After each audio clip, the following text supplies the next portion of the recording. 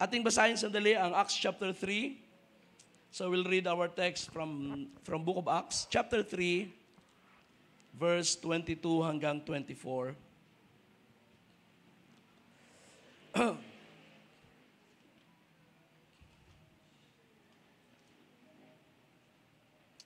Alright, so ang sabi rito, verse 22, Moses said, "The Lord God will raise up for you a prophet like me from your countrymen.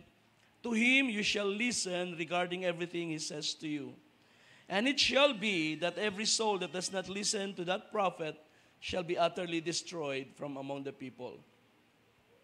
And likewise, all the prophets who have spoken from Samuel and his successors onwards have also announced these days." Ang tinutukoy na these days ay ang mga kaarawan ng ministry ng Panginoong Hesus, ang paglitaw niya sa lupa, meaning, nangusap ang Diyos sa mga prophets, beginning with the prophet Samuel, na darating ang Panginoong Hesus, ang Messiah, at ang nasaksihan ng Israel sa panahon na iyon ay ito ang sinasabi ng mga propeta, beginning with the prophet Samuel. So, that's our text. At ang ating pag-uusapan ngayon ay part 9 ng The Testimony of the Scriptures. Christ in the books of Samuel. So pag-iisahin natin ang aklat, 1 Samuel, 2 Samuel, kaya lang hindi natin i-cover ngayon lahat. Gusto kong bigyan ng separate na treatment ang panahon ni Haring David, sapagkat sa Book of Samuel, it's all about 3 primary characters. Si Samuel, si King Saul, and then si King David. At ang pinakamalaking bahagi ng dalawang aklat na ito, which is sa Hebrew canon ay isang aklat lang yan, the Book of Samuel, ang pinakamalaking bahagi is about King David. Ang kanyang struggles, ang pag-anoint sa kanya ng Diyos, at ang pagpasimula ng kanyang paghahari. In fact, hanggang sa dulo ng kanyang paghahari. David reigned for, I think, 30 years or 40 years. Hanggang sa dulo ng 2 Samuel. Pero i-leave out natin yung for next Sunday. Ang gusto ko i-deal natin na ilang mga bagay bago dumating ang panahon ni Haring David. So itong unang bahagi ng Christ in the books of Samuel. Ang author ng aklat na ito, supposedly ay si Prophet Samuel. At least ang unang bahagi, especially yung mga portion na nandoon ang kanyang istorya ng buhay, ng ministry. But later on ay may mga bahagi ng aklat na ito na lagpas na sa kanyang lifetime. So it's impossible na siya ang nagsulat. Pero there is an account in 1 Chronicles, chapter 29, verse 29, na nagbibigay sa atin ng indikasyon na may nagsulat ng account ng buhay ni Prophet Samuel, ni Haring Saul, at ni Haring David. Sabi rito sa verse 29, "Now the acts of King David from the first to the last are written in the chronicles of Samuel the seer, in the chronicles of Nathan the prophet, and in the chronicles of Gad the seer, with all of his reign, his power, and the circumstances which came upon him, Israel, and all the kingdoms of the land." So, wala tayong makikita ang aklat na separate na chronicle ni Prophet Nathan at chronicle ni Prophet Gad. But it's possible na ang kanilang writings ay na-incorporate sa aklat na ito because itong si Prophet Nathan at si Prophet Gad ay nag-minister sa panahon ng lifetime ni Haring David, yung kanyang panahon ng paghahari. At mababasa natin ang participation nila ni Nathan at ni Gad sa ilang mga eksena sa buhay ni Haring David. Katulad halimbawa sa panahon na siya ay nag-commit ng adultery kay Bathsheba, nandun ang prophet na I think si Prophet God ang naroon. Sa panahon na si Haring David ay nagkasala, nang binilang niya ang army ng Israel at nagalit ang Diyos, ang angel of the Lord ay pumatay ng mga Israelites, nandun din ang prophet na si God. So, they were there at naisulat nila ang mga accounts sa panahon ng paghahari ni Haring David. And it's possible na ang kanilang account ay binabasa natin ngayon kasama ng account ni Prophet Samuel. Okay? Or at least, ang nagsulat ng Book of Samuel ay kumuha ng istorya doon sa mga isinulat ng dalawa pang prophet na binanggit dito sa verse 29. So that is how we came to have the Book of Samuel. Kung i-cover ang mga taon, kung bibilangin ang mga taon na kino-cover ng aklat, 1st and 2nd Samuel, ayon sa mga Bible scholars, ang buong panahon na kino-cover ng aklat na ito ay 135 years. Ito ay nagsimula, ang account ng Book of Samuel ay nagsimula sa kapanganakan ni Prophet Samuel, which we will read in 1 Samuel chapter 1, at ito'y nagtapos sa 2 Samuel, sa panahon ni si Haring David ay matanda na. I think na mababasa rin natin dito yung account ng kanya kamatayan sa 2 Samuel. So, yung panahon na yon from Samuel's birth hanggang sa kamatayan ni Haring David is about 135 years. And it's interesting mga kapatid, dahil sa isang Bible chronology na aking binabasa, one of these days ay babahagi ko rin ito sa inyo, na ang lifetime ni Prophet Samuel at ni Samson ay contemporaries. Hindi lang si Samson, maging ang ilang mga judges na nag-rule ng maikling panahon lang. Beginning with Jephthah, and then merong 3 judges na nag-rule ng maikling panahon hanggang sa kapanganakan ni Samson. Ito'y panahon ng oppression by Philistines. At ang sabi ng account kay Samson, si Samson ay nag-judge sa Israel for 20 years sa panahon ng oppression ng Philistines. At ang panahon ng oppression ng Philistines ay umabot ng 40 years. Okay? Mula sa panahon ni Jephthah, yes, mula sa panahon ni Jephthah, bumilang ng around 40 mahigit 40 taon ang oppression, ang panahon na yon, at 40 years of that time ay oppression by the Philistines. Ang last 20 maybe not the last 20 years, but the first 20 years ng oppression na yon ay sa panahon ni Samson. Yun ang panahon ng pagmiminister ni Samson.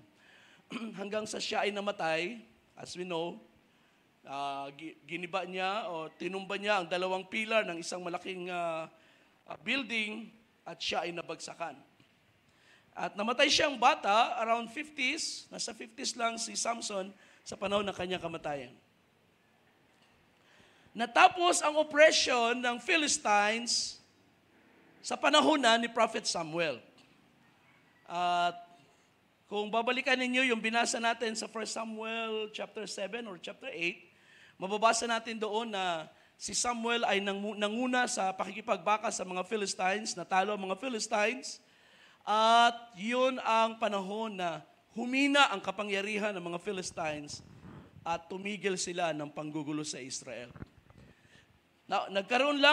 Naulit lang ang mga panggugulo ng mga Philistines sa panahon sa huling bahagi na ng panahon ni King Saul at hanggang sa pagpasok ng paghahari ni Haring David.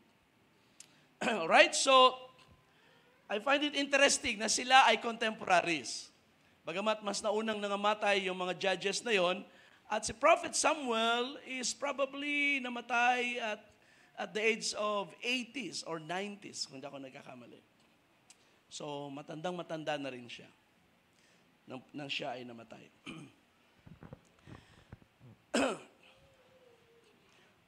Ayon sa account ni Jephthah, kung inonote ninyo ang isang si Jephthah, basahin ninyo ang isang bahagi doon sa kanyang istorya sa Judges. Mula sa panahon na ang Israel ay tumawid sa Jordan, sa panahon ni Joshua, hanggang sa oppression ng mga Midianites sa panahon ni Jephthah is 300 years. 300 years yun. At yun yung issue doon na nagagalit ang mga, was it Midianites or Ammonites? Nagagalit sila na itong Israel ay may mga kinuhang mga lupain. At sabi ni Jephthah, 300 taon nang nangyari yun. Kung talagang gusto ninyong gawing issue yan at magyera tayo, bakit hindi pa nung panahon na yun ay ipinaglaban na ninyo yung sinasabi niyong mga lupain? But the fact is, yun na ibinigay ng Panginoon sa Israel. So, yung issue na yun, 300 years ago, yun ang dahilan na nagkaroon ng gera sa panahon ni Jephthah. Alright? So, 300 years na yun, panahon ng Judges, pero kung isasama natin ang panahon ng ministry ni Samuel, ay mas mahaba ang panahon ng Judges, pumasok sa Book of Samuel. Now, si Samuel ay hindi lang judge. Si Samuel ay prophet din. Okay? He became a prophet. Ang sabi ng 1 Samuel chapter 2, siya ay lumaki at sa kanyang paglaki ay na-recognize ng Israel na siya ay propeta galing sa Diyos. So gusto kong tingnan muna natin ang mga panahon na yan bago lumitaw si Haring David. Nasaan si Kristo? Paano natin makikita ang ating Panginoong Hesus sa mga panahon na ito ng ministry ni Prophet Samuel before there was King David? Kay King David, madali nating ma-recognize ang Panginoong Hesus sapagkat si Jesus mismo ay sinasabi ng Biblia na anak ni David. At ang issue o ang concept ng Messiah ay nagsimula ito sa panahon ni Haring David. So, madali nating ma-recognize kay David ang ating Panginoong Hesus. At kung bibilangin ang mga quotations ng New Testament, kinuha sa Old Testament, ang pinakamaraming quotations ay galing in reference with David sa Book of Psalms at sa account ni Haring David. So, madali nating ma-recognize yan. But before there was King David, at towards the end of the days of the Judges, ito yung unang mga bahagi ng Book of Samuel. At pwede nating sabihin na nandun pa rin ang Panginoon. Last time, pinag-aralan natin ang Book of Ruth. At sabi ko nga sa inyo, ang Book of Ruth gives us a different picture. Yung brighter side ng panahon ng Judges. Sa Book of Judges ay apostasy, cycle ng apostasy ng Israel. Sa Book of Ruth ay pinakita na may mga taong naging consistent sa pananampalataya. Sa pasimula ng 1 Samuel, mababasa rin natin ang isa pang pamilya na naging consistent sa pananampalataya. At yan ay ang pamilya ni Elkanah. Sa Elkanah, ang tatay ni Prophet Samuel, at sa Elkanah ay may dalawang asawa. Si Penina at si Hannah. May mga anak siyang lalaki at babae kay Penina. Ito namang si Hannah ay baog, sarado ang kanyang bahay bata at hindi siya magkaanak. Now, itong si Elkanah ay faithful sa Diyos. Taon-taon, dinadala niya ang buong family. Nagkakamping sila sa Shiloh. They go to Shiloh dahil simula sa panahon ni Joshua, ang kaban ng tipan, ang sanctuary, tabernacle ng Panginoon, ay nag-steady sa lugar ng Shiloh. So, for more than 300 years, nandoon ang sanctuary. Ang mga Israelites na faithful na katulad ni Elkanah, they go to Shiloh every year sa panahon ng Passover para alalahanin ang mga gawa ng Diyos sa kasaysayan ng kanilang bayan. So, Elkanah was one of those faithful. At sa Elkanah ay mahal na mahal niya si Hannah, bagamat si Hannah ay walang anak at si Hannah ay bitter sapagkat lagi rin siyang binubuli nung isa pang asawa. Kaya huwag tayong magdadalawang asawa. Kaya hindi ina-advise na magkaroon ng dalawang asawa. Isa lang. Kasi nambubuli yung isa. So si Penina, binubuli niya ito, pinagtatawanan niya, nilalait, sapagkat siya ay nakapag-produce ng mga anak na lalaki at babae. Pero ang pag-ibig ni Elkanah ay malaki pa rin sa kanyang asawang si Hannah. And so si Hannah ay nangako sa Panginoon. Ang sabi niya, Panginoon, kung bibigyan mo ko ng anak na lalaki, ay ibibigay ko siya sa iyo. Ako ibinigyan mo na anak na lalaki, ay ibibigay ko siya sa iyo at ipapagamit ko siya sa iyo sa lahat ng kaarawan ng kaniyang buhay. At yun ay sinagot ng Panginoon. At nang dumating ang tamang panahon, ang kanyang anak na si Samuel ay ibinigay niya sa Diyos. So that is how the story in the book of Samuel began. Ito'y nagsimula sa istorya ng isang lalaki na faithful sa Diyos. And to be honest mga kapatid, sa panahon ni Prophet Samuel, ang Israel ay nasa mababa ng kalagayan. Gaya ng ating pinag-aralan, ang ika-7 cycle ng apostasy ng Israel ay nangyari sa panahon ni Samuel. At ang Israel ay napakalayo na talaga sa Panginoon. In fact, mismong sa priesthood ni Eli, siya yung high priest sa panahon ni Samuel, ang corruption ay talamak sa sanctuary. Kahit nang si Samuel ay tumanda at nagpamilya at nagkaanak din, sa panahon ng kanyang katandaan, inappoint niya ang kanyang mga anak as judges at naging corrupt din yung dalawa niyang anak. So ganoon kababa na ang spirituality ng Israel. But the good thing is, kahit nasa mababa ng kalagayan ng Israel, ang bayan ng Diyos, ang Diyos hindi bumibitaw sa kanyang tipan. He was still at work. At sa lowest time ng Israel, God brought up a prophet.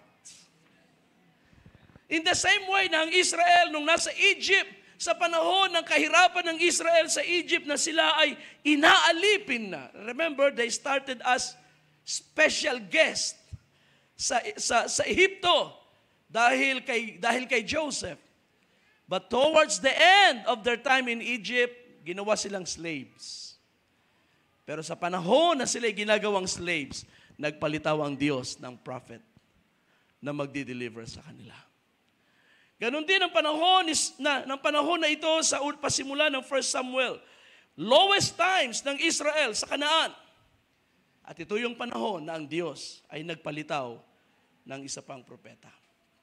Alam niyo ba na si Samuel ang pangalawang propeta pa lang na lumitaw sa Israel simula kay Moses.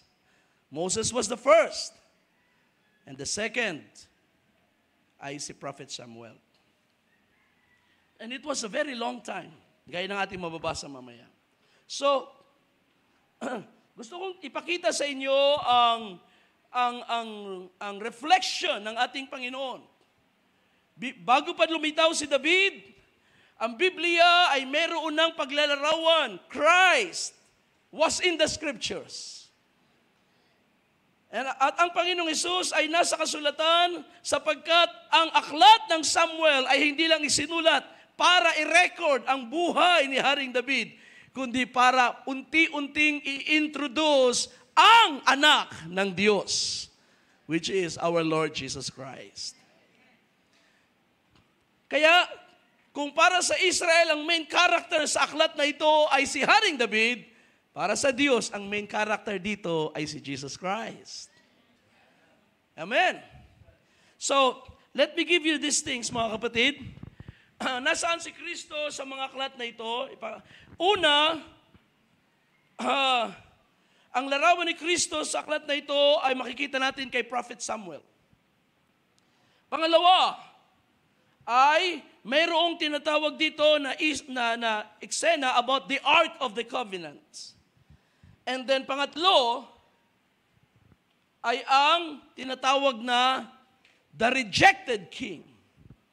So before there was the chosen king, mayroon munang rejected king sa Israel. Let's begin with the prophet Samuel. Paano natin makikita na si Samuel ay nagre-reflect ng ating Panginoong Jesucristo? Dalawang bagay lang naman ito. Una, si Prophet Samuel ay itinalaga sa Panginoon mula pa sa panahon ng kanyang pagkabata. At ang ating Panginoong Hesus ay ganoon din naman. He was a Nazirite. Kung babalikan natin ang account sa Numbers at sa Deuteronomy, ano ang ibig sabihin ng Nazirite? Dedicated. Isang bagay o isang individual, isang tao na ang buhay ay ipinagamit sa Diyos. Ipinahiram sa Diyos. Ang term na ginamit ni Hannah ay ipinahiram ko siya sa Panginoon. Sapagkat dininig ng Diyos ang aking dalangin.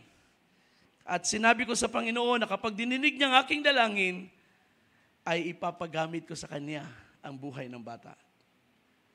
At siya ay maglilingkod sa Diyos sa lahat ng kaarawan ng buhay niya. No, napakaganda ng karakter ni Hannah at hindi na natin siya mababasang muli, wala nang references sa buhay ni Hannah, and yet ang kanyang commitment ay nag-produce ng man of God sa panahon na yun. Kaya nga tulad ng binanggit ko kanina, hindi natin pwedeng i-underestimate ang Diyos dahil lang sa mga kahirapan na ating nararanasan. O dahil lamang sa very, very low ang ating kalagayan, nagigipit tayo, wala tayo ng anumang bagay. We cannot underestimate God and His work. And maybe inaalaw ng Diyos ang ating mahihirap na kalagayan para tayo ay makipag-deal sa Diyos. Amen? God knows our needs. Pero bakit habang tayo humihingi, ay mas lalo naman parang nadidelay? Maybe because God wants to make a deal. Di ba ang ganda nun mga kapatid? Na may kailangan ka, may kailangan din ng Diyos sa buhay mo. Kaya si Hannah ay nakipag-deal sa Diyos. Panginoon, kung ibibigyan mo ko ng anak na lalaki, ipapahiram ko siya sa iyo. At hindi ko siya babawiin. Buong buhay niya ay paglilingkod niya sa iyo. That's enough for me, Lord. Hindi na nga siya nag-expect ng pangalawa, pangatlong anak. Pero I think ang sabi ng Biblia, nagkaroon ng iba pang mga anak sa Elkanah at si Hannah. Ang sapat na kay Hannah, yung makayakap ng isang anak for the next 5 years at sa rest ng buhay ng batang yun, ay bahala ng Panginoon sa kanya.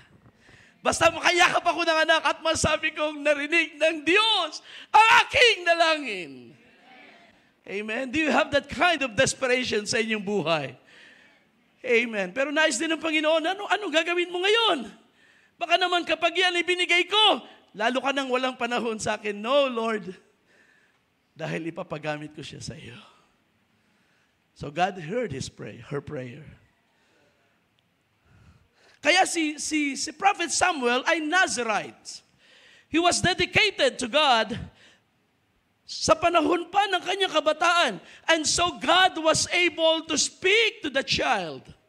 Kahit bata pa si Prophet Samuel, nagawa ng Diyos makapag-usap sa kanya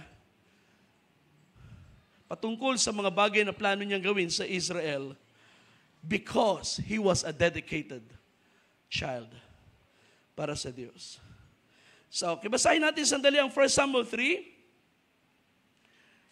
Tama ba?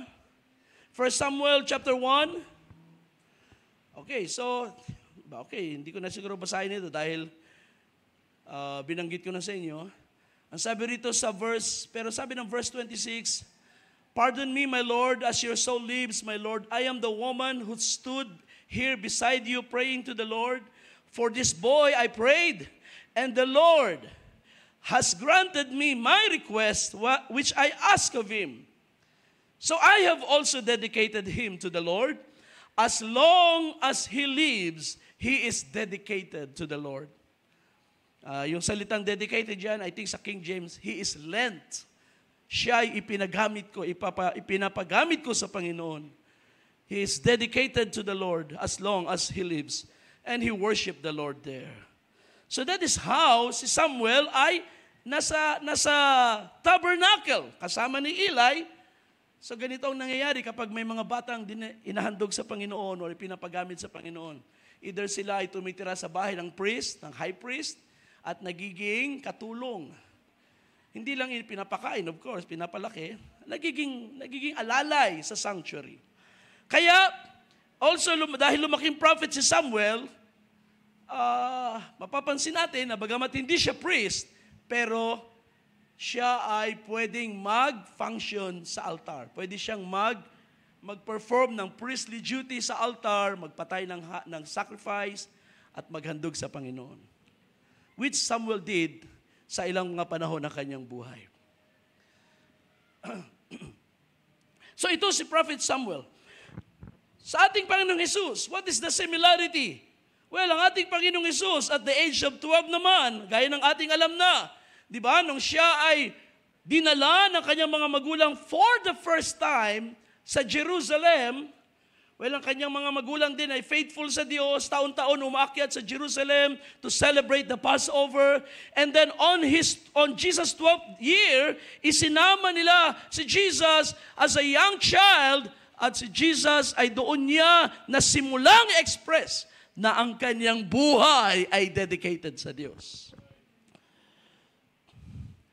Ano karaan nga, pinag-uusapan namin ni Sister Jay, paano kaya lumitaw sa kaisipan ng mga tao na bago si Jesus nag-minister, nag-preach, nang-aral ng gospel, ay nagkarpentero muna siya. Wala tayong mabasa sa Biblia na si Jesus ay karpentero. Ang sabi lang, he was the son of a carpenter. Maybe siya ay naging alalay na kanyang foster father na si Joseph. You see, mga kapatid, ang trabaho niya ay hindi para gumawa ng mga bahay. Ang trabaho niya ay ipangaral ang Ebanghelyo, ang salita ng Diyos sa mga mahihirap. And that is why wala tayong account sa Biblia ng mga side hustle na yun ng ating Panginoon. Kung meron man siyang side hustle, meron man siyang mga bagay na ginagawa during that time. The whole gospel begins when Jesus was seen in the temple. At alam ni Jesus yun from His birth, na siya ay devoted sa Diyos, devoted sa kanyang Ama sa langit, at ang buhay niya ay dapat niyang ilaan para lamang sa bagay na yan. Kaya nung siya ay magpabautismo kay John, walang makapigil sa kanya kahit si Juan ay hindi nakapigil na siya ay magpabautismo sapagkat ang Panginoon ay committed na gawin ang buong katuwiran ng Diyos sa kaniyang buhay. At yan ay napakagandang example ng mga lalaki, ng mga mananampalataya, lalaki man ng babae, na kung kilala natin na maaga na tayo mga anak ng Diyos. Kailan ninyo nakilalang kayo anak ng Diyos? Probably nung kayo nasa 30s na, nasa 20s na. Pero ang iba sa atin ay mas maaga niyong na-recognize yan. Maybe mga teenager pa lang kayo. And I am glad na hanggang ngayon ay naglilingkod kayo sa Diyos. Sapagkat marami ring mga kabataang lumaki sa church, maaga na-cultivate sa kanilang kaisipan na they are supposed to be sons and daughters of God. Pero nung makatungtong sa Maynila, tinalikuran ng Diyos. Nalimutan na kaya sila ni-raise up ng Diyos sa loob ng simbahan para sila ay gamitin ng Panginoon sa Kanyang kaharian. Ganun pa man, meron pa rin ilan na na-recognize ang bagay na yan.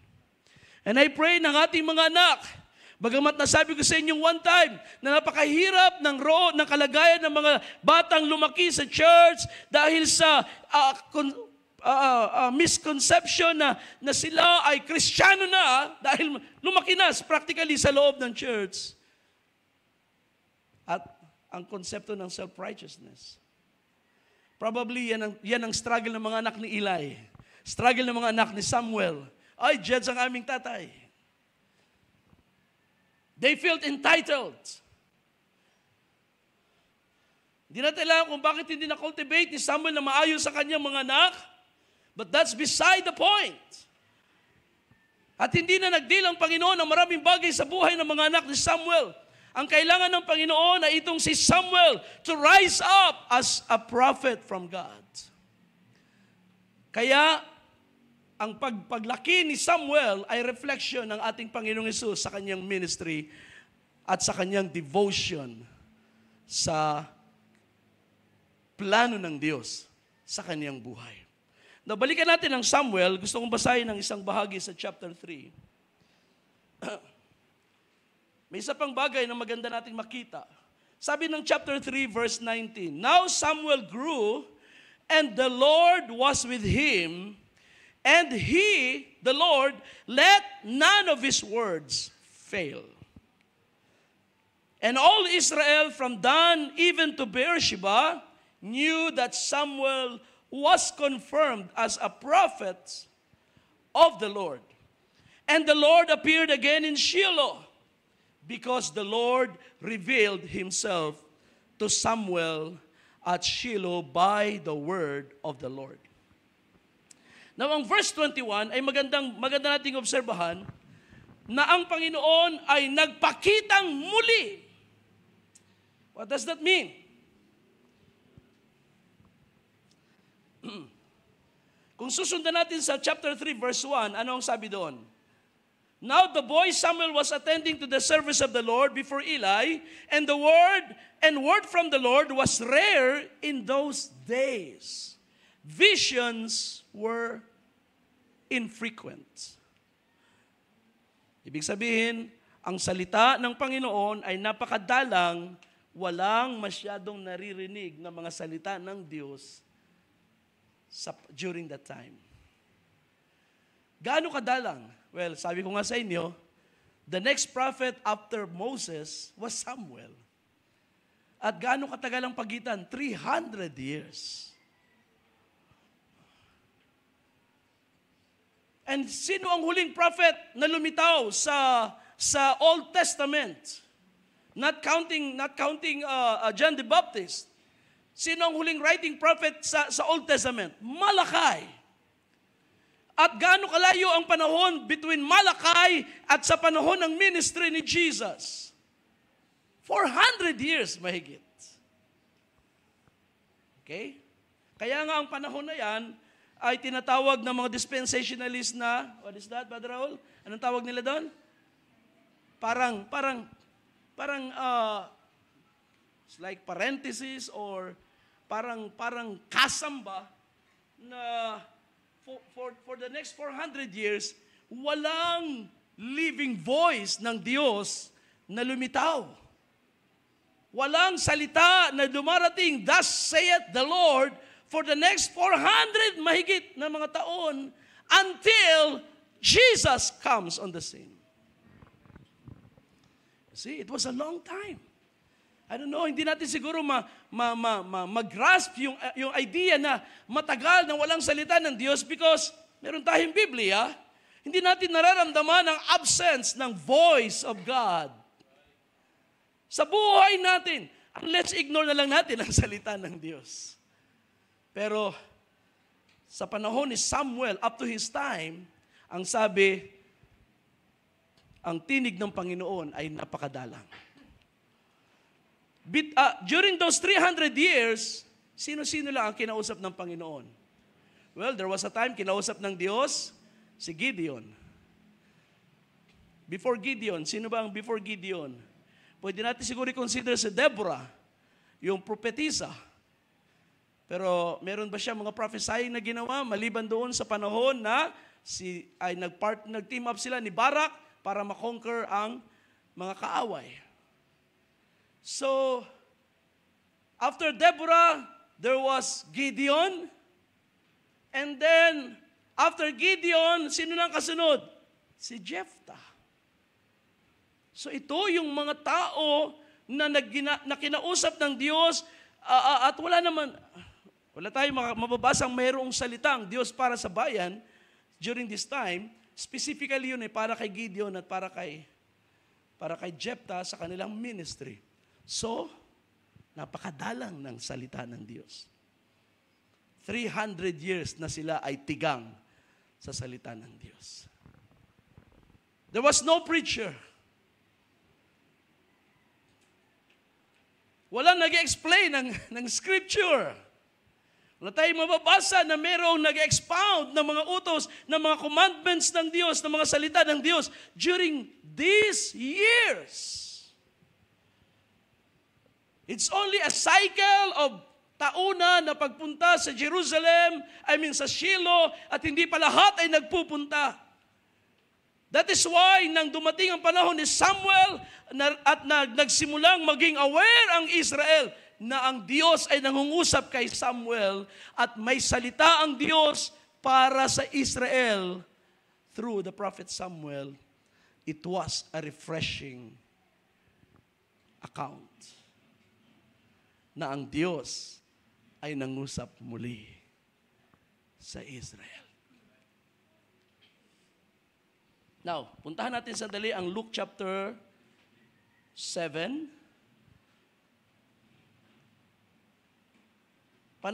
Pagdating sa panahon ni Jesus, of course, bago si Jesus ay nandiyan si John the Baptist. But si John the Baptist ay walang signs and wonders na ginawa.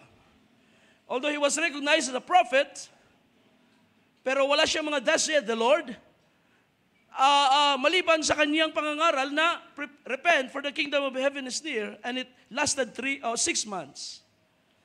But it was really the ministry of Jesus na dito, dahil sa ang Panginoon na nagsimulang mag-perform ng signs and wonders at may mga pagtuturo pa, dito talaga na-recognize ng Israel, ng mga believers, na ang Diyos ay dumalaw sa kanila.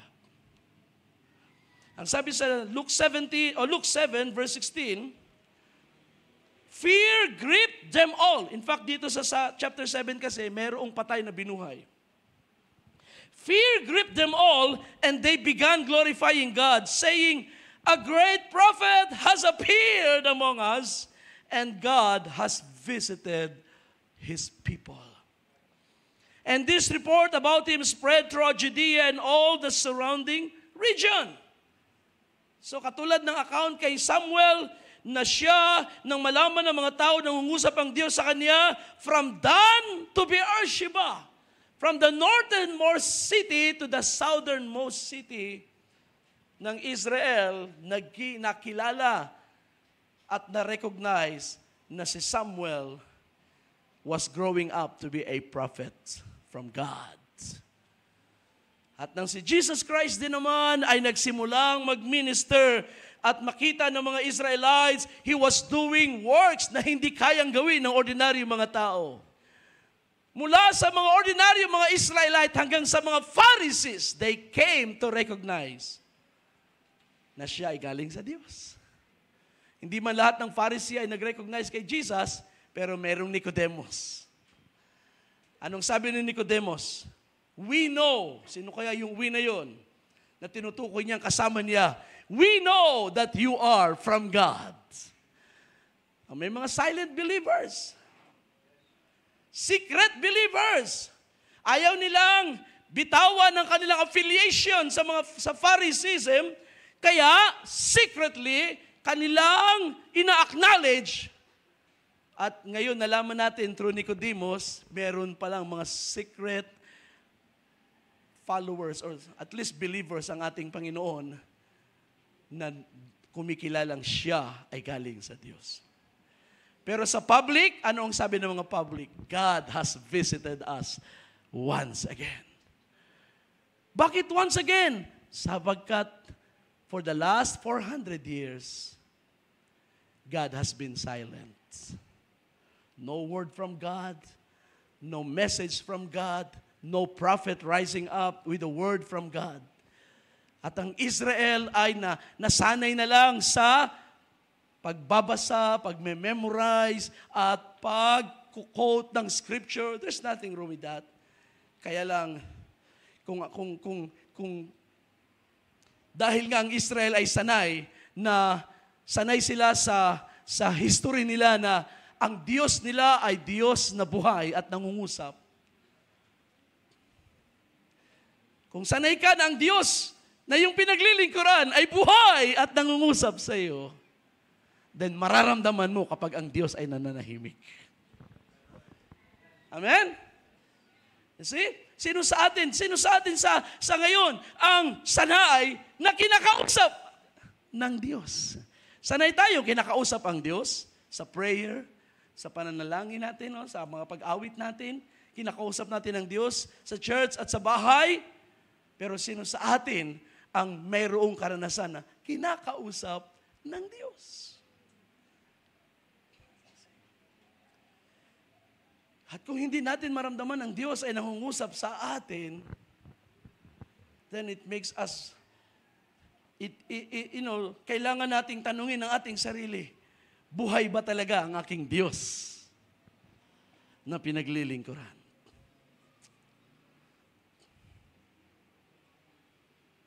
Di ba?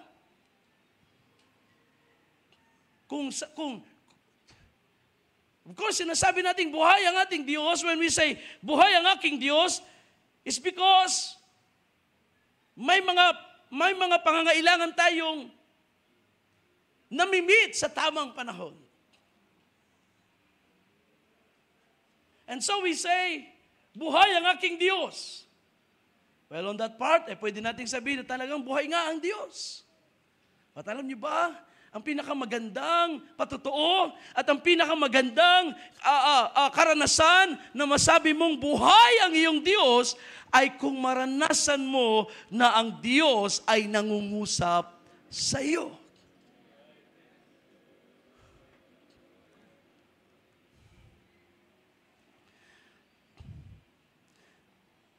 Majority ng mga church-goer ngayon at majority ng mga Christian na nagsasabing Kristiyano ay Christian by confession because they are affiliated sa Christianity, but they have no living experience na ang Diyos ay nangungusap sa kanilang buhay. That is a fact, mga kapatid. Na pwede kang magpakilalang Kristiyano ka pero hindi mo naranasan ng Diyos na kinausap ka. So paano tayo kakausapin ng Diyos? Ang ganda sana kung tayo nabuhay sa panahon ng 1st century AD, dahil nandun si Jesus Christ. Sabi ng Hebrews chapter 1, ang Diyos sa iba't ibang panahon nangusap sa pamagitan ng mga propeta.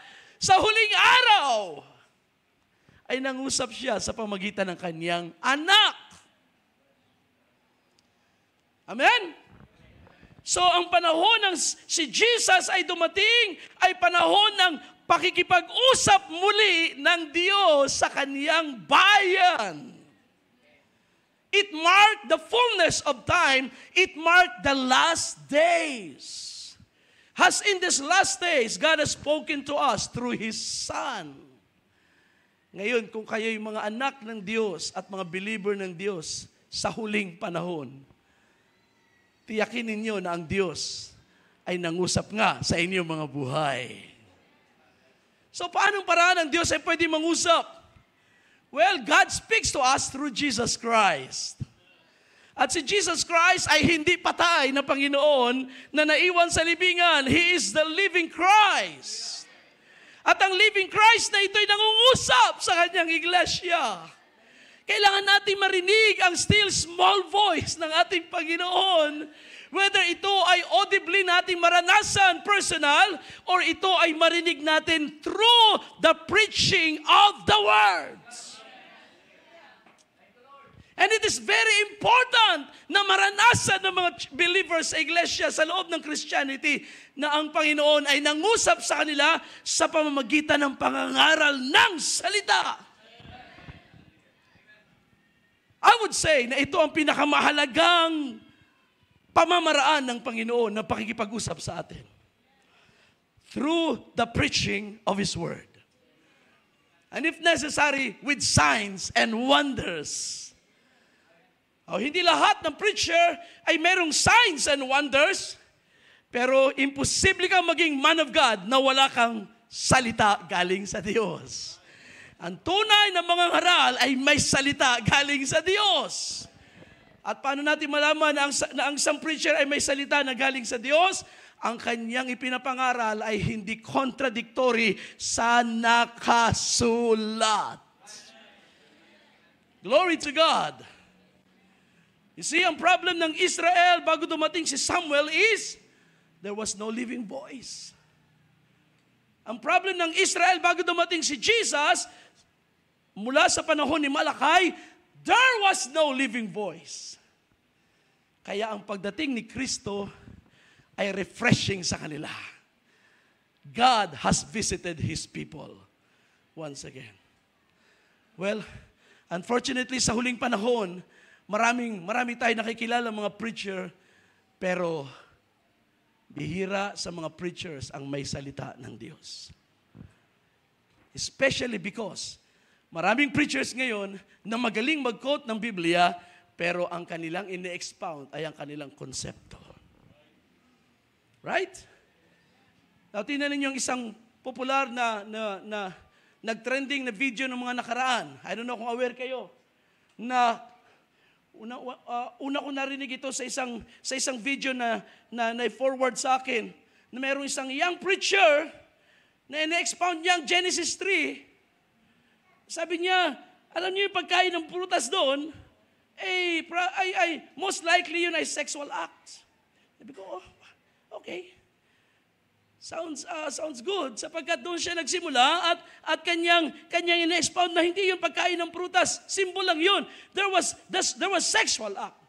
Pero sa bandang huli, hindi na naging biblical ang kanyang exposition, lalong bumabaw at naging carnal ang kanyang pangungusap. That's the problem. At humantong sa pangalawang video na nagsabi na, si Yahweh, hindi ito ang tunay na Diyos. I was so shocked na marinig ko yun. Sabi ko, bagong aral. Ang tunay na Diyos ay yung Ama ni Jesus. At si Yahweh, hindi ito ang Ama ni Jesus. Ang tunay na Ama ni Jesus ay si El Elyon. Oops. Si El Elyon at si Yahweh ay magkaiba. Sabi ko, okay, ang dalib ng revelation ito. Imagine. Sapagkat, sabi niya, si Jesus ay anak ng liwanag. Ang Ama ni Jesus ay liwanag. At si Yahweh ay Diyos ng kadiliman.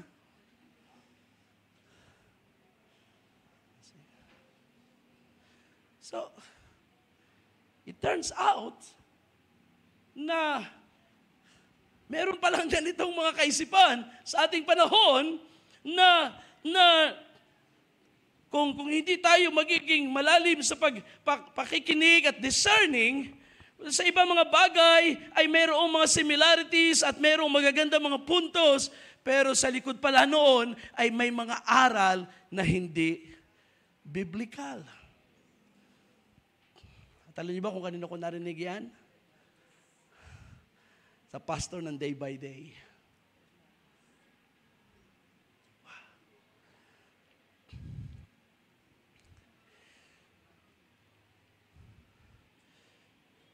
Kung sa pangangaral, kung sa pananalita ay mahusay, pero kung ang isinasalita at pinapangaral ay hindi na salita ng Diyos, then ang mga tao, they are feeding on human words. They are feeding on human ideas. They are not feeding from the Word of God. Ang kailangan natin ay salita ng Diyos. Amen. And that is why, mahalaga, wala man tayong mga prophets ngayon. Of course, we have a prophet messenger. Wala man tayong living prophet na kinikilala sa ating panahon, 2020s. But we still have men of God who can preach the Word, who speaks from the Word of God. And that is because ang kanilang ministry ay extension ni Jesus Christ para sa iglesia. He sent out the fivefold ministry para sa ikatitibay ng kanyang katawan. And so we can truly say na kapag tayo ay nakarinig ng sound doctrine, Bible-based na mga pangangaral, then we know and we can rest assured, ang Diyos ay nangungusap sa atin. Now, kapag tayo marunong makinig sa salita ng Diyos at ma-recognize ang salita, ang pangungusap ng Diyos sa pamagitan ng mga mangangaral, then unti-unti tayong masasanay at maihahanda kapag ang Diyos ay nangusap na personally sa sarili natin. At isang araw, darating tayo sa ganung karanasan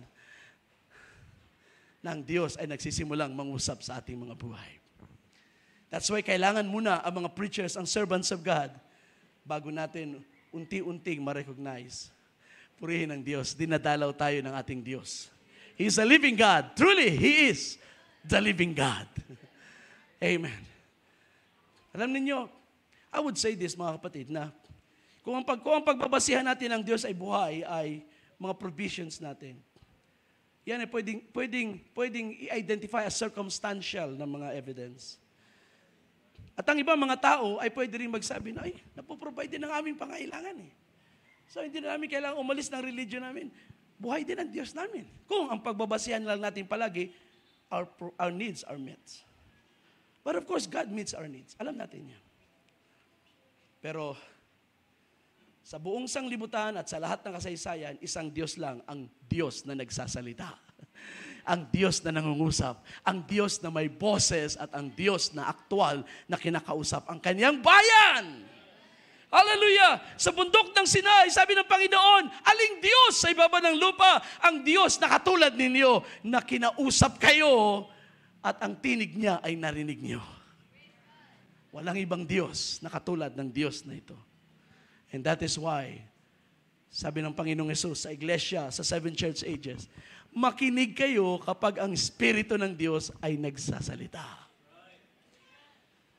Sapagkat kapag nagsasalita ang Espiritu ng Diyos, yan ang pinakamatibay na ebidensya na ang Diyos natin, kumpara sa ibang Diyos, buhay na Diyos. And when God speaks, tandaan natin, hindi yan show off. Pag ang Diyos ay nagsalita, mayroon siyang layunin. May purpose siya sa ating buhay. Madalang ang salita ng Diyos sa panahon ng Judges, pero ang Diyos, nung magsalita kay Gideon, may purpose. Nang siya'y mangusap kay Jephthah, may layunin. At nang siya'y nangusap kay Samuel, it was a visitation from God. Hallelujah. Kaya si Samuel, ang kanyang ministry ay reflection ng ating Panginoong Hesus na ang Diyos na ating pinaglilingkuran ay nangungusap sa atin. See? Ang Hebrews 1 verse 2 has in this last days spoken to us through His Son ay hindi confined sa panahon ng earthly ministry ni Jesus. Yan ay continuing hanggang sa ating panahon. Jesus speaks to us through His ascension gifts. Kaya mahalaga natin silang ma-recognize. So anyway, let's continue. Ang second thing na ating makikita dito, gusto ko i-point out sa inyo ngayon, ay ang Ark of the Covenant. Ang Ark of the Covenant ay nasa Shiloh sapagkat nandun ang sanctuary mula sa panahon ni Joshua. Nung magkaroon ng labanan sa Philistines, ang Israel ay nakipagbaka. Now, there was no king yet. At sila ay hindi pa nasa ilalim ng leadership ni Samuel. Sila ay humarap lang sa labanan. At somehow ay nag-gather ang Israel ng kanilang army, ng kanilang mga kalalakihang ready for battle, at nakipagbaka. Wala, hindi rito involved si Samuel. So what happened? Ang sabi dito sa verse 1, So the word of Samuel came to all Israel. Now Israel went out to meet the Philistines in battle, and they camped beside Ebenezer, while the Philistines camped in Aphek, or Aphek. Then the Philistines drew up in battle formation to meet Israel. When the battle spread, Israel was defeated by the Philistines, who killed about 4,000 men. When the people came into the camp, the elders of Israel, why has the Lord defeated us today before the Philistines? Sabi ng mga elders, let's take the Ark of the Covenant of the Lord from Shiloh, so that He may come among us and save us from the power of our enemies. So the people sent men to Shiloh, and from there they carried the Ark of the Covenant of the Lord of armies, who is enthroned above the cherubim, and the two sons of Eli, Hophni and Phinehas, were there with the Ark of the Covenant. So yun ang kanilang naging resolution. Talo tayo sa labanan. Ano kaya?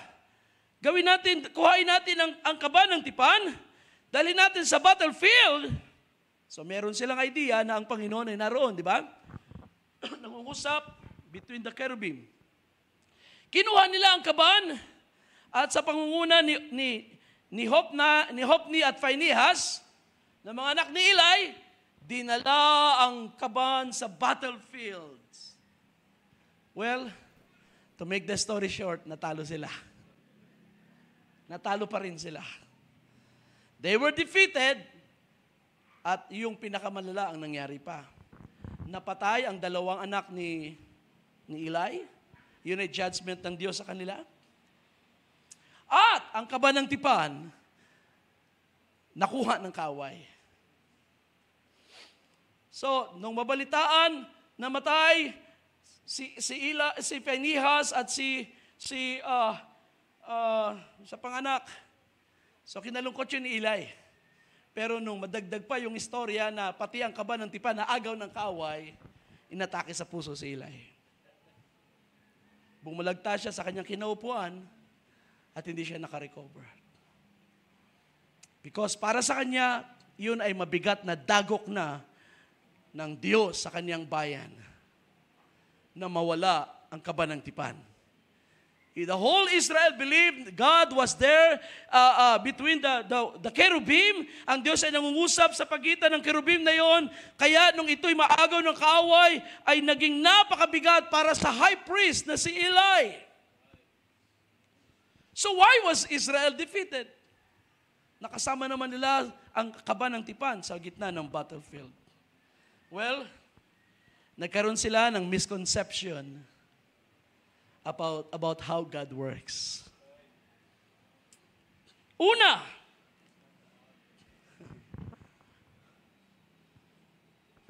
they assumed na basta kasama nila ang kaban ng tipan, kasama nila ang Diyos. At dahil ang kaban ng tipan ay nasa gitna ng battlefield, obligado ang Diyos na ibigay ang tagumpay sa labanan. It did not happen. Alam niyo kung bakit? Because Israel was in apostasy. Corruption was growing sa gitna ng Israel. At itong mga priest mismo ay corrupt na, yung mga nagdala ng kaban ng tipan. They're supposed to be holy, they're supposed to be holy men of God, living sanctified lives, pero naging corrupt na sila. And God cannot give them victory just because binitbit nila ang kaban ng tipan. So you see, yan ang isang misconception ng Israel. Pangalawa, it was wrong na kanilang inilabas ang kaban ng tipan sa sanctuary. They're not supposed to do that in the first place. Unless may instruction ng Diyos. But there was no instruction. Hindi nagmamarcha ang Israel. Pagpasok nang sila'y pumasok sa Kanaan, ang Kaban ng Tipan ay magkakaroon ng resting place. So hindi na ito gagamitin na katulad ng panahon ng paglalakbay sa wilderness na sa unahan. At kapag may battle, ang kaaway ay natatalo because the Lord was leading them sa pagmamarcha. Sa Jericho ay ganun din. Nang ito'y isettle na sa Shiloh, it was supposed to be there in that place na inappoint ng Diyos for that time. So mali ang kanilang ginawa na nilabas ang Kaban ng Tipan sa kanyang tamang lugar. Anong sinisimbolize ng Kaban ng Tipan? Ang salita ng Diyos. Ano ang prefiguration ng Kaban ng Tipan? Si Jesus Christ. Now, if we take the Ark of the Covenant as God's Word, ito ang dalawang misconception ng mga Kristiyano kung bakit minsan nakakaranas tayo ng defeat instead ng victory. Just because we have the Bible, ay ina-assume natin we will have victory kasi may dala tayong Biblia, binabasa natin ang Biblia, pero ang ating buhay hindi naman nagre-reflect sa sinasabi ng Biblia. There is no victory in that battle. Pangalawa, ang pag-alis ng Kaban ng Tipan sa sanctuary ay pagpapakita na kung minsan ang salita ng Diyos ay nami-misplace na sa ating buhay. Because there are times na ang ating mga ideas, ang ating ini-insist sa ating mga battles instead na magstay tayo sa kalooban ng Diyos.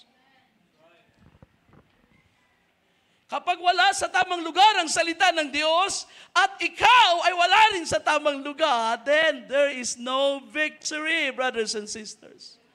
You see, ang sikreto sa tagumpay sa buhay Kristiyano ay alin sa dalawa o dapat pagsamahin natin yung dalawa. Tayo ay nasa salita at ang salita ay nasa atin. Kung tayo ay nagbibitbit ng salita pero wala tayo sa salita ng Diyos, there is no victory. Exactly. Tingnan niyo, ano sabi ni Jesus sa John 15 verse 7? If you abide in me, and my words abide in you, ask whatever you wish, and it will be done for you. Yun pala yun. Hindi lang yung sabihin natin, katulad ng kumakatok, sabi ni Jesus, on that day, maraming kakatok. Lord, hindi ba kami nag-perform ng miracles sa iyong pangalan? Lord, hindi ba kami kumain? So, kasalo mo sa mga bahay. At anong sagot ng Panginoon? Sasabihin ko sa kanila, kayo na sumusuway sa mga utos, di ko kayo kilala. Sila ay nagkiklaim na kay Kristo, pero ang salita ni Kristo ay wala sa kanila. You see? Now, mahalaga na suriin natin ang ating buhay sa ganitong kalagayan. Sa ganitong standard ng salita ng Diyos. Tayo ba ay nasa salita ng Diyos at ang kanyang salita ay nasa atin? Or baka naman tayo lang ang nagkiklaim na nasa salita, I'm a Christian, I'm a believer, tinanggap ko na si Kristo sa aking buhay, pero ang kanyang salita ay hindi nagmamanifest sa ating buhay. Kapag ganyan ang kalagayan mo, kapatid, there's no victory. Hindi tayo ibaback up ng Panginoon sa labanan. Well, sa lagi natin sinasabi, the battle belongs to the Lord. Di ba napakagandang isipin? The battle is the Lord. Sabi ng isang inawit natin kanina. Well, it is true only kung mamimit natin yung requirement na yun. Tayo ay nasa Diyos at ang Diyos ay nasa atin. Pero kung wala tayo sa Diyos, wala tayo sa kanyang salita, tambakan mo ang paligid mo, ang buong buhay mo ng Biblia, hindi pwedeng i-claim ng Panginoon yung battle. Kaya nang ang kaban ay dinala sa battlefield, hindi kinuha ng Panginoon ng labanan, natalo ang Israel. Bakit tayo natalo? Dinala na natin ang kaban ng tipan, natalo pa rin tayo. That's because mayroong nawawalang bagay na gusto ng Diyos makita. Now, on the good side, on the brighter side, mga kapatid, bagamat na-capture ng kaaway ang kaban ng tipan, to the dismay of all of the whole Israel, ang kaban ng tipan, sapagkat sinabi ng Panginoon, I will dwell in the midst of the cherubim, I will speak to you between the wings of the cherubim. God is faithful to His word. At nang ang kaban ng tipan sa tagumpay ng mga Philistines ay nakuha nila, and in celebration ay inilapag nila sa paanan ng kanilang Diyos na sinasamba, believing na ang nagbigay ng tagumpay sa kanila ay yung Diyos na yun. But God proved Himself. He's still God. Natalo ang Israel, pero ang Diyos hindi natalo. That's the truth. Dahil nung ang kaban ng Panginoon ay nasa paanan na ni Dagon, the next day, nakabuwal na si Dagon. Bali ang kamay. Itinayo ang kanyang Diyos-Diyosan, iniwan pa rin ang kaban ng tipan, the next day, putol na ang ulo ni Dagon. Ano yan? Pagpapakita ng Diyos na hindi ako sumama sa Israel, pero ako pa rin ang Diyos ng langit at lupa. No one defeats the God of heaven and earth. The living God is undefeatable. Hindi siya pwedeng lumuhod sa Diyos-Diyosan. It is the idols that will bow down to the living God. That's our Lord Jesus Christ. Kaya nang si Jesus ay lumakad sa lupa, demons bowed before Him. Legions bowed before Him. Sickness and diseases, they go away at the presence of the living God. Hallelujah! Bagamat ang Israel, he was rejected. Siya, defeated ang Israel. Pero ang ating Panginoong Jesus is the mighty conqueror. Glory to God! Hindi man siya i-recognize ng Israel, pero siya pa rin ang living God. Manifested in the flesh. Glory to God. Kaya, ano nangyari sa kaban? Ayun. Sa halip na ma-prove na talagang sila nagtagumpay sa tulong ni Dagon. Si Dagon bulagta. At sila ay takot. At pagkalipas pa nung panahon na yun, inilabas na nila ang kaban sa bahay ni Dagon. Nilipat sa isang lugar, I think sa Ekron yata yun. And then what happened next? Nagpadala na ang Diyos ng mga salot. Tinubuan na sila ng mga sakit, mga bukol. Nilipat sa ibang lugar. At nung malaman ng mga Philistines na ililipat sa bayan nila ang kaban, nagpanik sila. Oh, papatayin tayo. Ayaw namin yan. Alisin yan sa aming bayan. Sabi ng Philistines, ano gagawin natin sa kaban na to? Walang gustong tumanggap. Ibalik natin sa Israel. Kaya naobliga silang ibalik sa Israel ang kaban ng tipan. At kung saan nag-stay ang kaban ng tipan, sa boundaries ng Israel, God blessed the house. Kailangan nasa tamang lugar ang salita ng Diyos sa ating buhay. If it's in the wrong place, curses ang darating sa atin. Pero if it's in the right place, blessings from God. That's our Lord Jesus Christ. Kaya si Kristo, huwag mong itabi.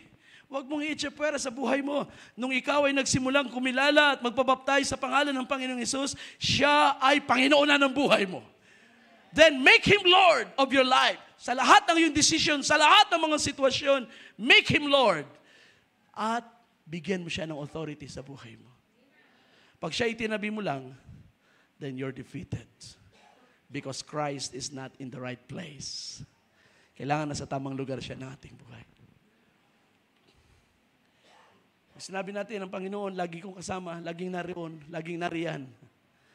Pwede natin bigyan ng location. Sabi nga kanina natin, brother, nasa likod ko. Well, ang maganda, of course, ay kasama natin ng Panginoon. Siya ay nasa harap, siya ay nasa likod, siya ay nasa tabi, at most importantly, siya ay nasa loob. He lives in us. That's the most important place for the Lord sa buhay natin. Pag sinabi natin, naroon lagi ang Panginoon, that is, ang tawag dyan, yan ay subjective. Nasaan siya? Kung naroon siya, make it specific. Nasaan siya? There are times na kailangan mo ipakita, nanguna ang Panginoon sa aking harapan. Bago ako dumating sa battlefield, nandun na siya. Bago ako dumating, humarap sa problema, inayos na ng Panginoon ang hindi ko kayang ayusin. Inunahan ako ng Panginoon. He was there. Kung ako'y nalulungkot, siya ay katabi ko. Nagko-comfort, naging kanlungan ko, naging sandalan ng aking ulo, ang kanyang matibay na balikat, at ako ay na-comfort ng presence ng aking Panginoon. So you see, kailangan ma-recognize natin ang tamang lugar ni Jesus sa buhay natin. There are those who question the idea na kailangan si Kristo ay hindi lang tagapagligtas, kundi Panginoon din ng ating buhay. At alam niyo ba, may mga simbahan na kino-question ang tinatawag na Lordship ni Jesus Christ. Because para sa kanila, it is not the Lordship of Jesus that saves. It is the grace of God that saves. We are saved by grace through faith, not by the Lordship of Jesus Christ. Sabi ko, bakit kailangan maging issue ang bagay na yan? Kung tayo naligtas sa biyaya, saan galing yung biyaya na yun? Galing naman yun sa Panginoon. Sino nag-extend ng biyaya kundi ang Panginoon? At kung ikaw'y naligtas sa biyaya, ano ang pwede mong ibalik sa Diyos, sa Panginoon, na nag-extend na kanyang biyaya? Wala ka naman pwedeng ipambayad sa kanyang biyaya. But the least that you can do is serve Him. Recognize His Lordship in your life and giving Him preeminence by serving Him. Definitely, we are not saved by works. We are saved by His grace. And it is because of this grace of God na in-extend sa ating buhay na tayo ay gustong maglingkod sa Kanya. Right? Sabi ko nga sa inyo, ang unang-unang response ng taong ligtas, I will serve Him. Kahit ano, Panginoon, maglilingkod ako sa iyo. Kahit anong trabaho sa gawain, gawin ko.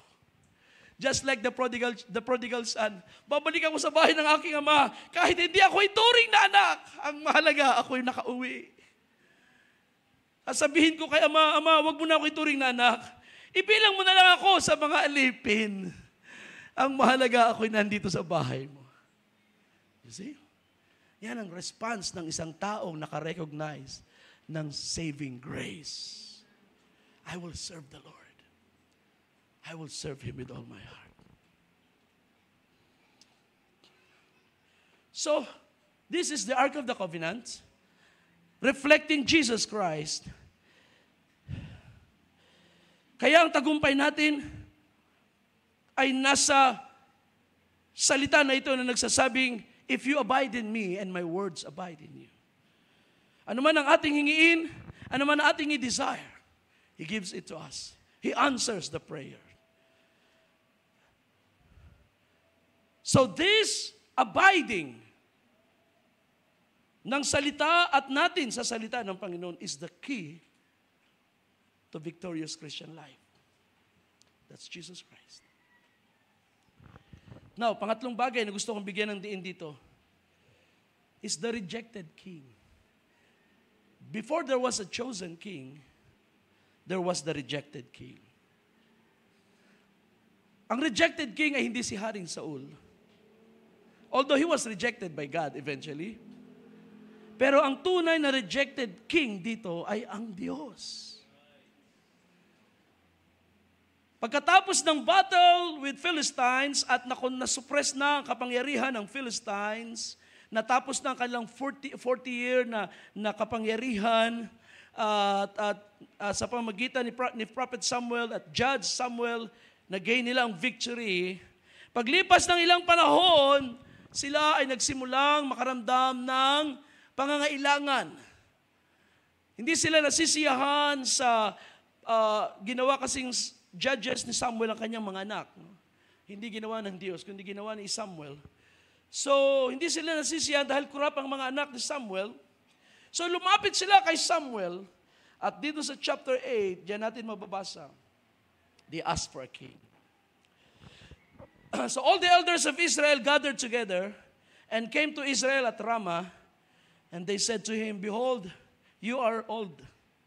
Your sons do not walk in your ways. Now appoint us a king to judge us like all the nations. But the matter was displeasing in the sight of Samuel when they said, Give us a king to judge us.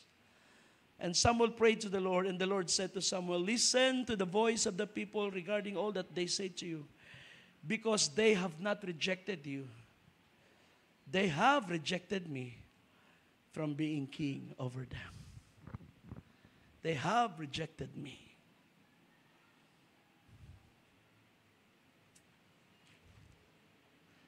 Like all the deeds, sabi ng verse 8, which they have done since the day that I brought them up from Egypt to this day, in that they have abandoned me and served other gods, so they are doing to you as well.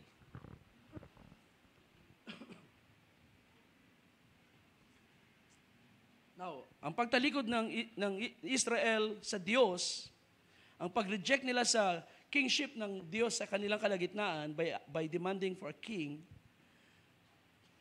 ay, of course, yan ay offense sa Diyos. Malinaw na yan offense sa Diyos. Hindi natin nabasa na galit ang Diyos, pero sinabi niya, ako ang kanilang nireject. So Israel was not really walking in wisdom sa panahon na ito. They have the judges. In times na sila'y tumatawag sa Diyos sa panahon ng kanilang paglayo sa Diyos, God hears them and God provides a leader para sila ay bigyan ng tagumpay. And still they have not learned. At sabi ko nga sa inyo, ang apostasy ng Israel sa panahon ni Samuel is the 7th of the cycles. Ikapito sa cycle na yan. Ang 6 ay nasa Book of Judges. Ito ang pangpito. At dito sa panahon na ito ng pangpito, nung sila'y mag-demand ng hari to judge over them, that was the time na talagang sinabi ng Diyos, they have rejected me. It has offended God. Now, bakit ito naging offense sa Diyos? Una, because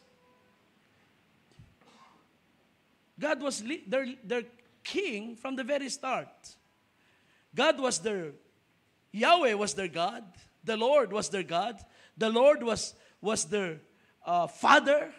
The Lord was their king. The Lord was their judge. Yahweh was everything to them. And by the way, si Yahweh, si El Elyon din yan. Baka mamaya pag-iwalay na nga natin eh. It's the same El Elyon. So, nang sila ay nag-demand ng hari na gaya ng mga bansa,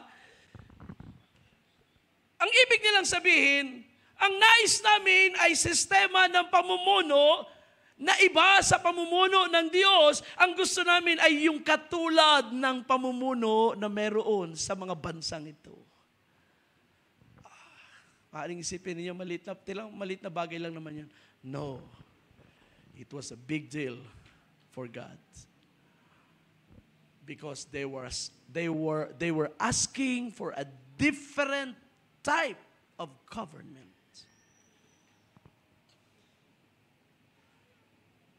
Ang gusto nilang gayahin ay system of government ng mga bansa na nasa paligid nila. Ano ang kaibahan ng system of government na meron sila? Yes, there was no king. So there was no organized system ng Israel. Maybe yun ay isang bagay na gusto nilang ma-achieve. We have judges, pero wala tayong national government. Well, that's because ang gusto ng Diyos na form of government para sa kanyang bayan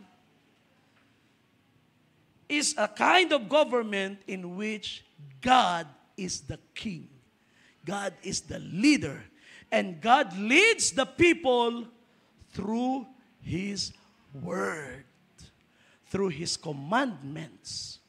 And that is why doon sa bundok ng Sinai, ibinigay ng Diyos ang kanyang salita so that God can lead them and govern them by His word. Pero hindi nasisiyahan ng Israel sa bagay nito. And that was their problem. They rejected God's kingship. Of course, ang naging resulta nito ay si King Saul. At makikita natin si King Saul later on reject ng Diyos because clearly he was not the right king. Pinili man siya ng Israel, pero hindi siya ang rightful king para sa kanila. That is why later on, merong young David na inanoint. Now, my point here, mga kapatid, is this. God was a rejected king. Sa panahon na dumating ang salita ng Diyos sa Israel, at na-refresh sila sapagkat sila ay dinalaw na muli ng Panginoon by giving them His word. Nagsimula ang Diyos mag-reveal muli ng kanyang sarili through a prophet. And yet, despite of this, they rejected God. So you see, makikita ninyo na pagdating sa panahon ni Jesus Christ, sa panahon na dinalaw muli ng Diyos ang Israel and the whole nation was convinced God has visited His people once again. Pero hindi pala ito magka-climax doon sa pag-recognize sa kingship ng Panginoon. Ang climax pala ng event, Jesus will be a rejected king. You see? Bago si Jesus maging hari ng mga hari, at Panginoon ng Panginoon, ayon sa prophecy ng kasulatan, sa Israel, siya muna ay rejected king. Ang sabi ng John, verse 10 and 11, He was in the world and the world came into being through Him, yet the world did not know Him. He came to His own and His own people did not accept Him. So that was the verdict. Sa pasimula pala ng Gospel of John ay nilinaw na. Sa pasimula ng Gospel of Matthew ay nilinaw. The kingdom of God is near. At nang dumating si Kristo, siya ang rightful king na maghahari sa kaharian ng Diyos. Siya ang tagapagmana ng kaharian ng Diyos. But ang Gospel of John ay nagsimula on a different note. It began by saying Jesus was rejected by His own people. Right?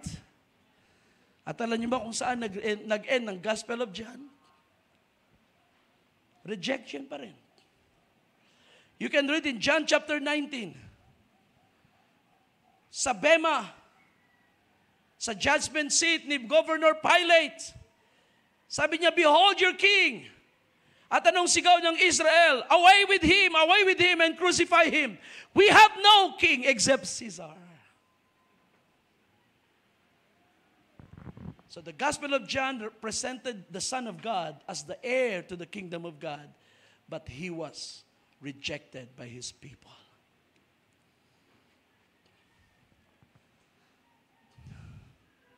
Pero ang kagandahan sa John 1, sa verse 11, He came to His own and His own people received Him. Meron yung karugtong. But as many believed Him, as many received Him, to them He gave the right to become children of God. Even to those who believe on His name.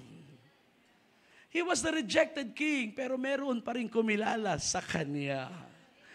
At yun yung mga tunay na believer na nakarecognize kung sino si Kristo during that time. And they believed Him to death, even afterwards.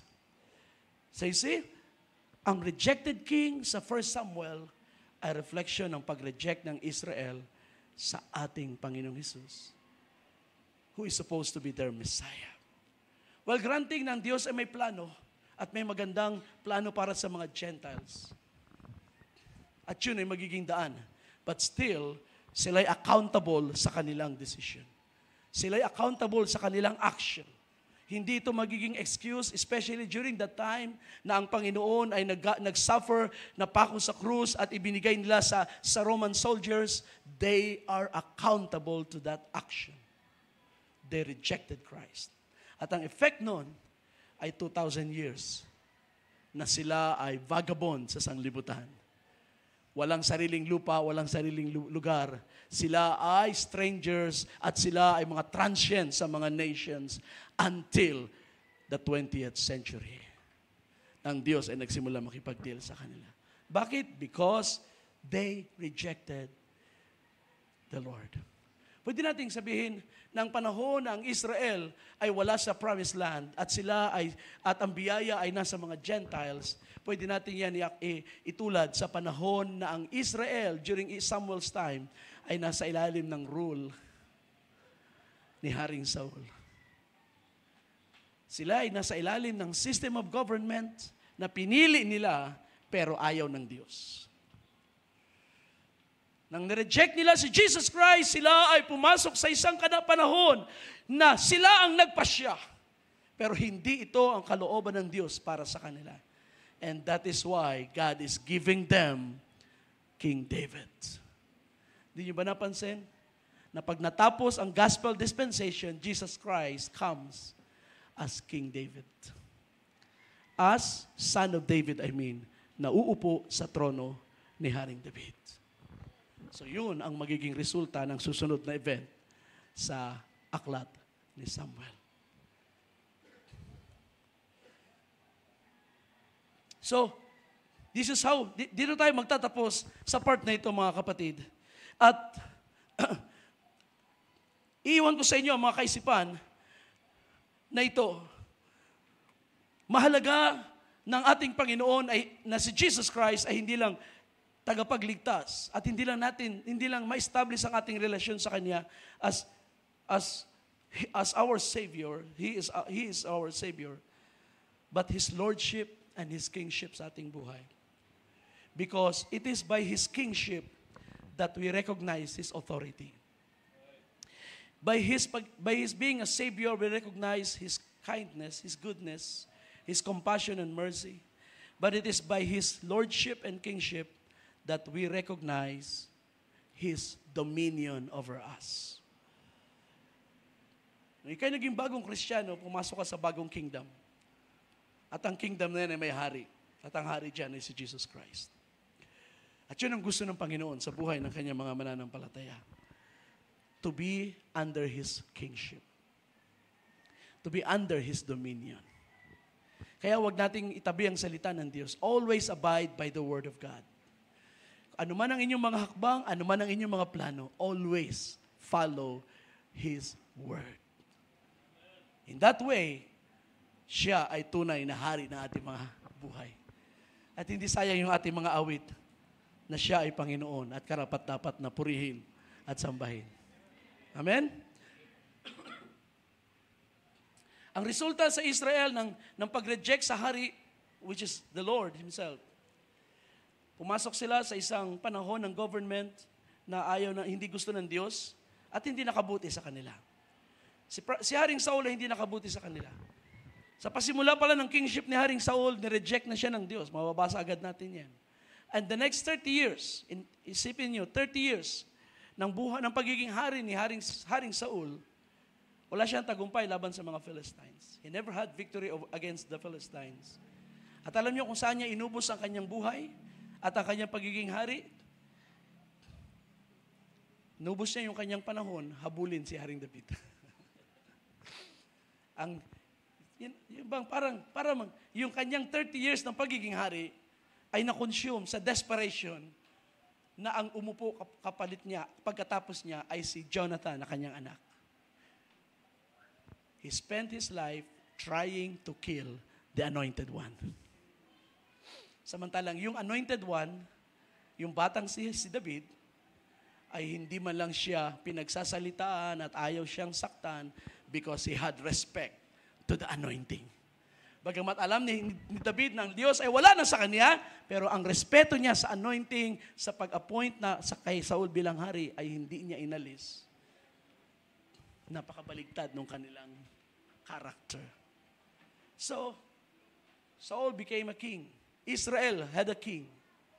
But they don't have God as their king. Mga kapatid, huwag nating hayaan dumating tayo sa ganung kalagayan. Believing we are Christians, but we don't have Jesus as king over your life.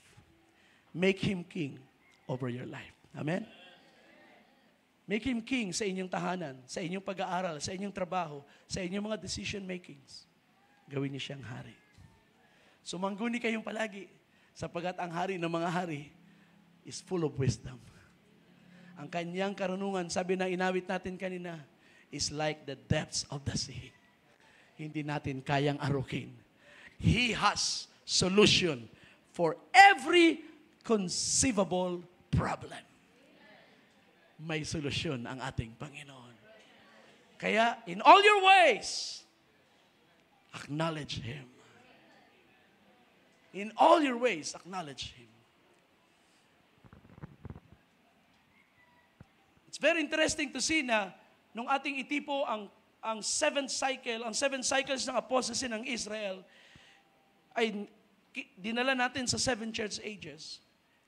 At sa panahon ng cycle kay Samuel, ang ikapitong cycle ng apostasy ng Israel ay pagtalikod sa Diyos. Exactly, it represents the spirit of Laodicea. Nasaan ang Panginoon sa panahon ng Laodicea? Nasa labas at kumakatok. Wala siya sa tamang lugar. Inalis ng Israel, inalis ng church ang salita ng Diyos sa kanilang kalagitnaan, thinking na kapag ito'y ginamit nila kung saan-saan, they will gain the victory. Pero hindi ito nangyari. Na-displace ang salita ng Diyos at si Kristo, ang salitang nagkatawang tao, ay nawala sa gitna ng kanyang iglesia. Na-displace siya. At ano ang sumunod na nangyari sa Israel? Nireject nila ang hari. Kaya pagdating sa Laodicea, anong ating makikita? Ang Kristyanismo na walang Kristo. A Christless Christianity. They have every word, they have every idea, they have the scripture, pero ano ang sabi nila? Hindi ang scripture ang basihan ng lahat ng truth. May mga truth na galing sa Diyos na dumadaan sa pamagitan ng ating mga damdamin. At yun ay truth din naman. That is perversion. Yan ay pag-disqualify nila, pag-abandon sa authority ng salita. Kaya, it is a sad thing, mga kapatid, na tayo ay nasa Laodicea. But thank God, inilabas na rin naman tayo sa Laodicea. The whole world is under the power of this Spirit. Right? Kaya ang daming na-offend sa, di ba, sa Olympics. Ano nangyari sa Olympics? Ang mga Kristiyano nag-aklas. In fact, nung nakaraang araw, mayroong prayer vigil sa Paris ng mga Christians. Bakit? Na-offend sila dahil sa minamak ng Paris Olympics ang Last Supper ni Jesus. Na dinrawing ni, sino ba yun? Da Vinci. Sabi ko, should we be offended? Well, maybe we should be offended. Pero hindi na tayo nagtataka. It's the spirit of Laodicea. It's happening. Lalo lang nilang pinatunayan, this is what the Bible says. And they are what the Bible says they are. Ang maganda nito, kilala rin natin kung sino tayo. Mga anak ng Diyos, lumalakad sa authority ng salita ng Diyos. Amen. Kaya tayo yung sinasabi ng John 1, as many as received Him, He gave them the power, the right to be called children of God. Amen. Palakpakan natin ang Panginoon, mga kapatid. To God be the glory. Amen. Tumayo tayong lahat.